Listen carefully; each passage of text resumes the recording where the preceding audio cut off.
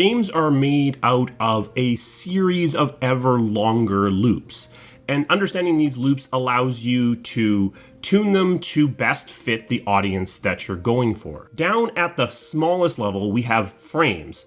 This is where action and reaction lives. This is below the level of tactics. This is just reacting or doing something, pushing a button and something happens, or dodging out of the way of that swing at the last possible moment. This is where frame rate really matters. This is where animation smoothness really matters. This is where a lot of action games put their bread and butter, because this is where a game feels really good. The other thing about this loop is that it's also a place where good isn't really very good.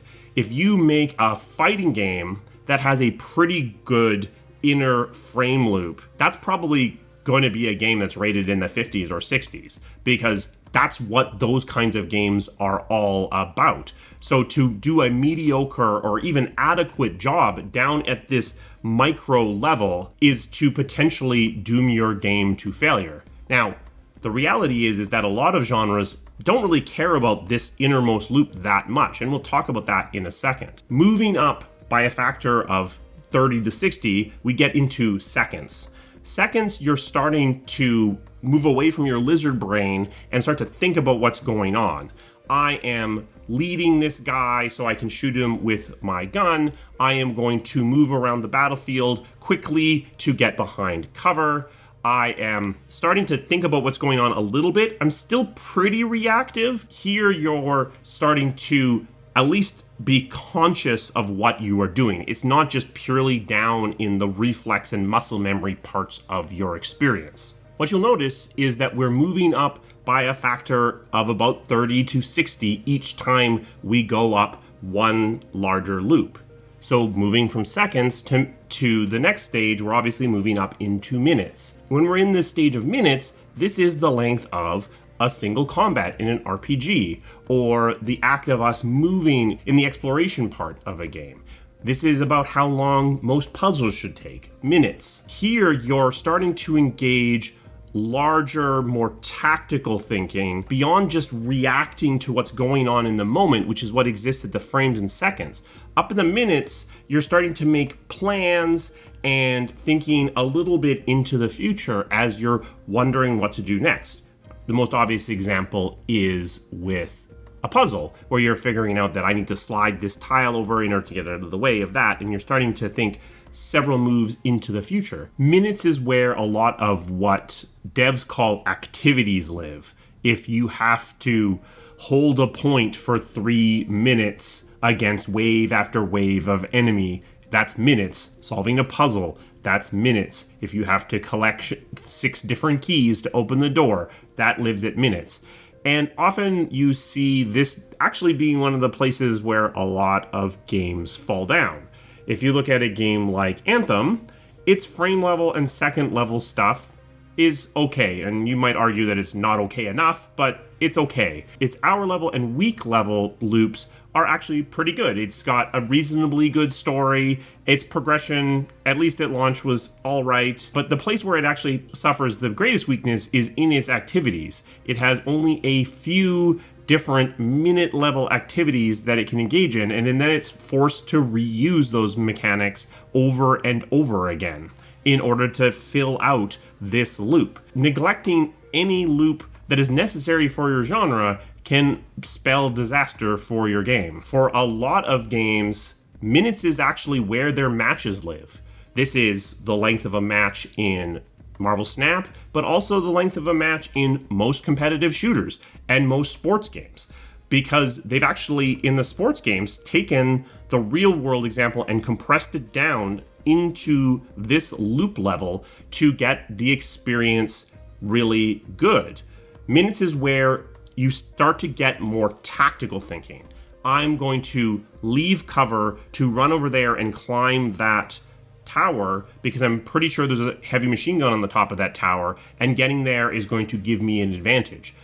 At the second to second loop level, that doesn't make a lot of sense. I'm leaving cover, I'm leaving safety, so I have to think at a higher level, at a bigger loop, to think about doing something that's going to help me out longer term. I'm still not making big strategic plans. It's largely about relatively small step plans. One-step plans, even, you could argue, is I'm moving from safety to danger to a better, more safe place. Or I am trying to win this soccer game, which means scoring more goals. The hours loop is where a lot of things can possibly exist. This is where a lot of your storytelling exists, your relationships with your followers, but it's also where more mechanical things live. Progression, leveling up, getting better loot, planning your path for what you're going to do with your character, planning how you're going to interact with the game as a whole. This all lives in here. So there are different ways to have a loop at the hours level. And in fact, most games have several different loops at this time frame. So those loops layer on top of each other and become sticky by the combinations of different loops. Where the frame level loops are independent to a large degree. Even if you have multiple different frame level loops, you're probably only engaging with one at a time. You might have a fighting game which has a frame level loop around punching, but then also have some sort of rhythm thing that happens in a different part of the game. They probably don't overlap. Here at the hours level, they do. They intertwine and they overlap. You're thinking about what's happening with the story while you're worrying about what your followers think about you, while you're also considering what you're going to do with your next skill point when you level up. And those things start to intertwine and overlap in a way that forms a stickiness that's unique to the game that you're playing. And this is one of the advantages for game makers at these bigger loops, is you're able to differentiate yourself by the interaction of these different systems. Your progression doesn't necessarily have to be the best because it's interacting with the other systems that you're also providing, and it's more about the whole as opposed to the individual parts. At the frame level, it's really about the parts. If your punching doesn't feel good, your fighting game is kind of in trouble. Moving from hours, you could argue that you could do something like days, but most of us don't play video games 24 hours a day, so I used weeks. If you imagine that you're playing games somewhere in the range of 5 to 50 hours a week, then weeks, it makes more sense as the next scale up as opposed to days. This is usually really where the whole game lives. In weeks of time, you're finishing a game. You're finishing even a really big game like Elden Ring or Dragon Age. And here is where you are thinking about story for games that have story, knitting the experience into a cohesive whole, and thinking about your experience for the long term. Games that have excellent, very sticky progression or live services are putting a lot of their progression up here at weeks to keep you coming back and engaged in this loop long term. And indeed, one of the reasons why you see these long burn, slow progression systems kind of proliferating throughout the industry is they provide this very long, slow loop that wraps around the rest of your game and potentially keeps people playing your game for a lot longer than they normally would. Now, of course, if there isn't anything inside of that big loop, it doesn't really work. But that's one of the reasons why you see this, is it's very compelling to imagine that you can get someone to play your game for twice, 3 times, 4 times as long as they normally would. With a outer weak level loop that's driven by a critical path, by follower relationships, there's a limit to that. There's only so much you can squeeze out of that game. You potentially have replayability and aspects like that, but within the context of what the game is providing to you in your playthrough, unless it's very strongly pushing towards replayability, you don't get a lot beyond that critical story. Whereas something with a strong, slow progression loop can potentially get people to play it for weeks, or even going up to the upper bounds, years. Now, for most games, years is beyond the context of a single game. You're getting into franchise attachment. You're getting into, I am engaged in Dragon Age as a brand or as a storytelling medium, as opposed to in an individual game. Some games, MMOs in particular can get this years of engagement, this loop that is tied around social commitment and even slower progression, and this very slow drip feed of content that keeps people in the ecosystem incredibly long. But it's beyond the reach of most games. And in fact, as we go through some examples, I largely leave it unfilled because it's not obvious how you would fill it for most games. Let's look at a few examples and also the evolution of some genres. Fighting games live down in these frame and second level loops. When I said earlier that if your core most loop is just adequate, it's going to kill you, really true for fighting games. One of the major differences between a game like Kabuki Warriors and a game like Street Fighter is that innermost loop is fine in Kabuki Warriors, and fine doesn't cut it for games like this, where that almost primal, almost genetic level feel, it needs to be really smooth and really tight. Fighting games live down here, frames and seconds. Matches only last, maybe in a fighting game, less than a minute, not too long, maybe getting up into the minutes level when you consider that you're doing several different matches. Their minute loop is really about evaluating their competitor and trying to adapt your strategy based upon what you're learning about the way they play the game. Beyond those first three loops, in fighting games, it's really about things that kind of exist outside of the game, about mastering your play, about getting really good at responsiveness, and those sorts of things. Fighting games also often have unlocks where you unlock new heroes or new skins or things like that. That lives down in the hours and weeks level. But a lot of the stickiness for these games is about that drive that exists within yourself to get better at the game itself. Competitive shooters are similar. They are a little bit more weighted towards the seconds loop because it's a little bit more about finding cover and leading your shot and less about the actual sub-second single frame responsiveness, but it still matters in these games. They also are more about the match, where you are starting to get more tactical thinking about finding cover and considering your environment and planning your next step. There is, again, some externalities that come in up at the higher levels where some of these competitive shooters have loot that you unlock or progression that you unlock, but for the most part, the sort of platonic ideal of the competitive shooter lives down in these bottom three and doesn't really touch these upper things very much at all. You don't really get the platonic ideal of a competitive shooter very often. What you usually have is a competitive shooter combined with a campaign shooter, where they have a story or some series of missions that you do that introduces you to mechanics and maybe introduces you to the levels that you're going to be playing.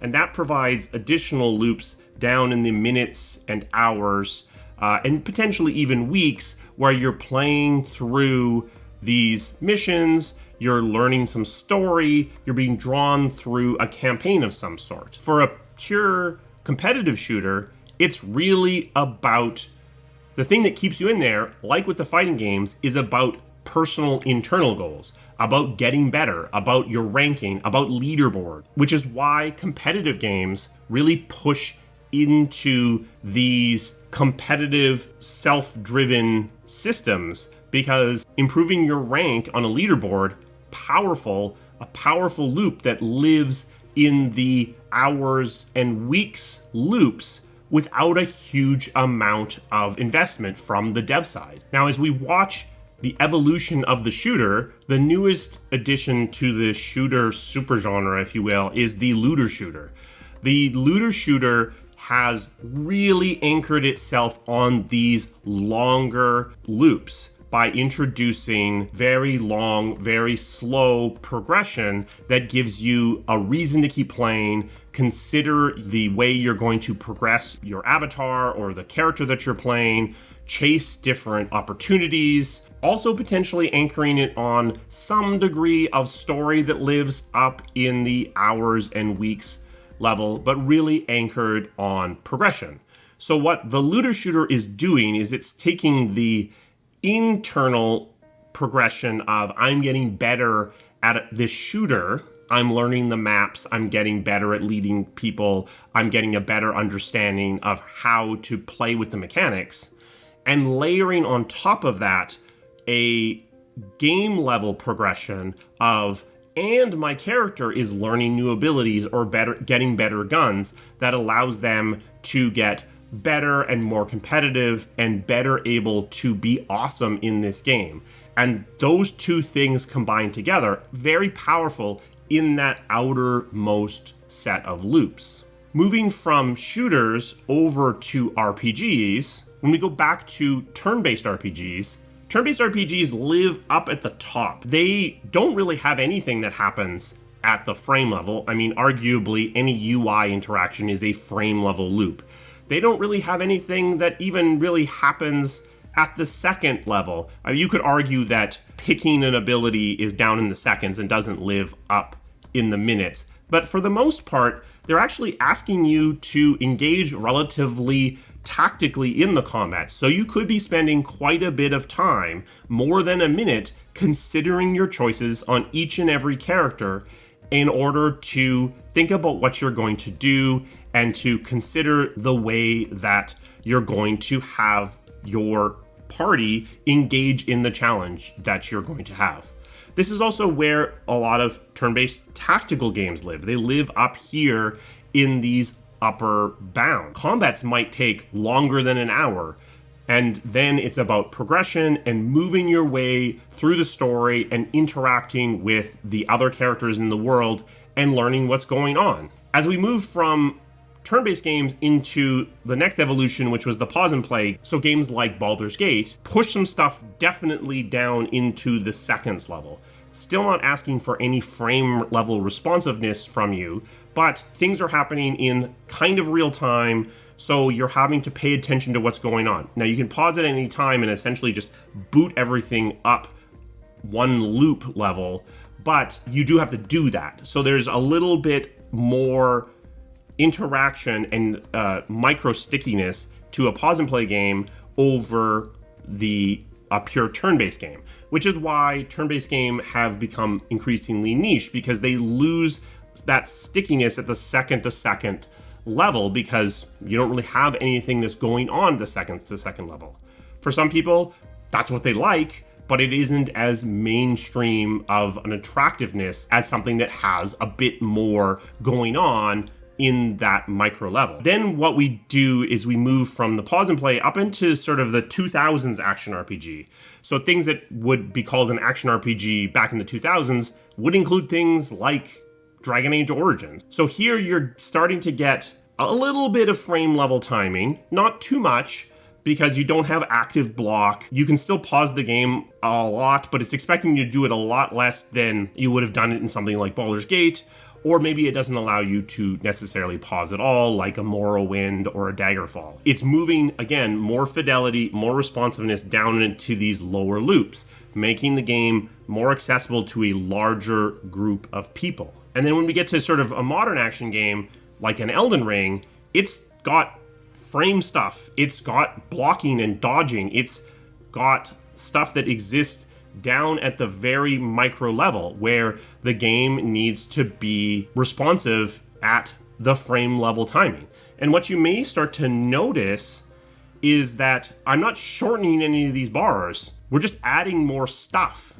So one of the reasons why RPGs have continued to get more expensive is as they've moved into the action space, they've just been taking on more and more aspects of the different loops that they need to care about.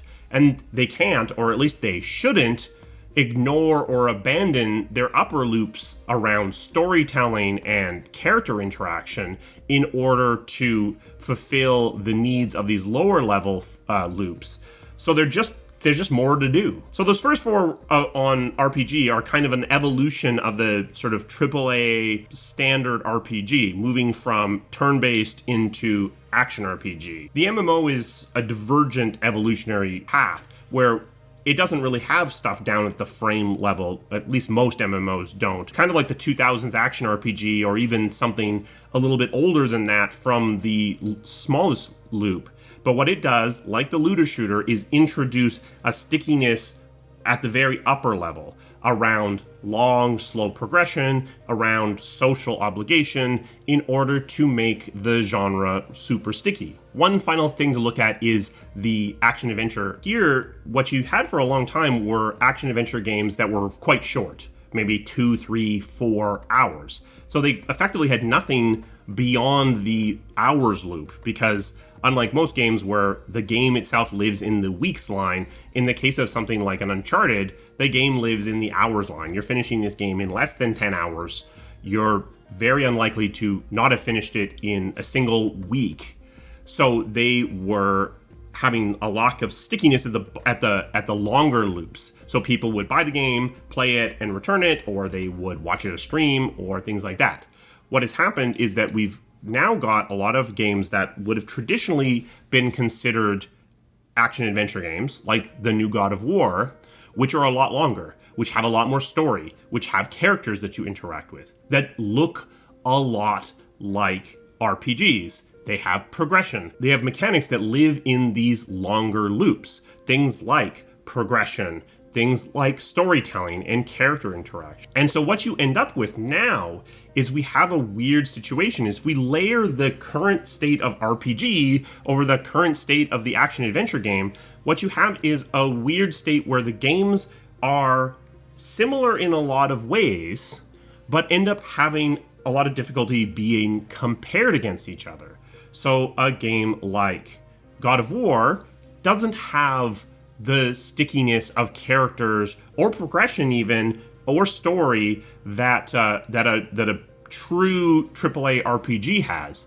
But what it does have is much stronger frame level and second level and even minute level mechanical loops. And so when you layer these games and compare them against each other, you end up with these weird comparisons happening because they feel structurally like they're really similar to each other, but then under the hood, they're actually quite different. And it can be very difficult right now to compare games to each other because the genres are blending and morphing and becoming unclear at the edges. And so now you're getting Elden Ring compared to God of War. You're getting Forspoken compared to God of War, but also compared to Elden Ring or Dragon Age. Because, well, what is it? Is it an RPG? Is it an action-adventure game? It's not actually clear. And the bar of comparison isn't clear either, because where before an action RPG could get away with okay frame level mechanics, now it's getting compared to games that have good frame level loops and mechanics.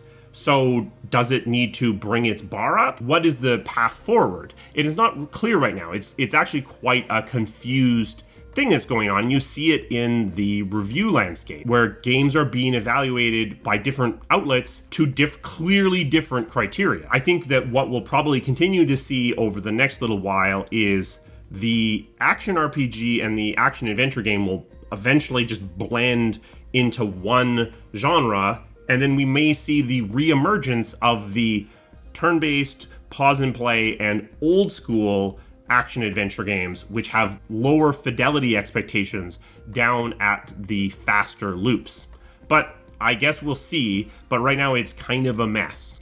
So why should we care? First of all, if we're game makers, we want to make sure that we are hitting all the different loops that are relevant for our kind of game. If we're making a turn-based strategy game, we might be able to ignore frames and seconds, but we need to care about everything else. If we're missing loops at the top, we might make a game that's really fun, but not very sticky, and people churn out of it really quickly. If we're making a game that's really sticky long-term, but isn't very strong at the bottom, people won't even play the game long enough to get stuck to it. So all of these loops matter to us. But even if we're not game makers, it matters because it helps us understand how we are talking about games. If you're playing a game and you found it really fun, but then churned out after a couple of hours, Maybe those short loops were really amazing, but the longer loops either weren't that great or missing altogether. Additionally, we are getting into a situation where genres are evoking the loops of other genres, and as a result are getting compared against each other in ways that they weren't in the past. And whether that is fair or not, I think is an open question, but it's happening. So when we're making games, we might find ourselves accidentally evoking the standards of genres we're not trying to compete with, making frame level loops in our action RPG that are causing us to be compared with action adventure games, causing fights or comparisons that maybe we don't want to get into. If we're making an action game, maybe we put in some long, slow progression, and suddenly we're on the table being compared against RPGs and MMOs and looter shooters. And again, maybe that's a comparison we don't want.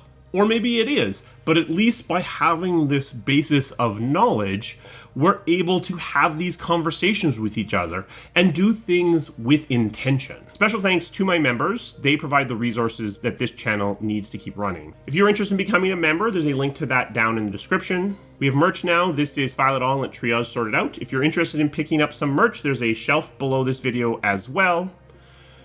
What do you think? Is this just a theory with no basis? Do you feel like the bar for all of these loops is going up across all genres? That's what I'm starting to feel, is that there's an expectation for a minimum quality bar on a lot more things for a lot more genres than there used to be. It's very difficult to make a AAA game that doesn't care about its frame level loops. And it's actually pretty difficult to make a sports game that doesn't care about some sort of storytelling at this point in time. Let me know what you think down in the comments. I will see you again soon. Thank you.